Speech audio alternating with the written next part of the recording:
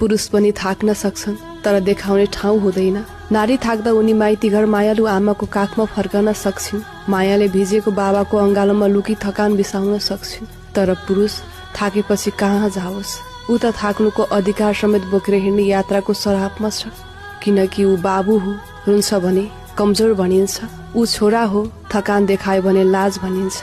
ऊ पति हो कसैको, पसिना नझारेसम्म उसको प्रेम देखिँदैन। ऊ दाजु हो, चुपचाप जिम्मेवारी बोक्नु पर्ने हुन्छ। ऊ श्रमिक हो, रोजगारी गुमायो भने उसको अस्तित्व नै मेटिन्छ।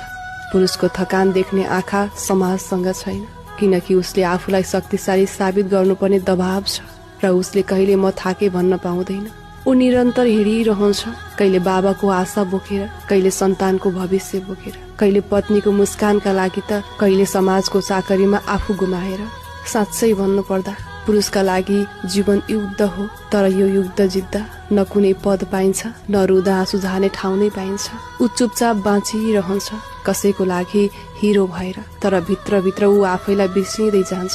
यदि तपाईँको जीवनमा यस्ता पुरुष छन्, बुबा, पति, दाजु, छोरा र साथी, कहिलेकाहीँ उनीहरूलाई पनि सोध्ने गर्नुहोस्, तिमी ठिक छौ कि छैनौ, कि तिमी थाकेको छौ भन्ने विषयमा। सिर्फ एउटा प्रेमिल शब्दले पनि एक युद्धरत आत्मालाई बाँच्ने हिम्मत दिन सक्छ। पुरुष हुनु नै एउटा मौन युद्ध हो, जहाँ आँसु देखाउने अधिकार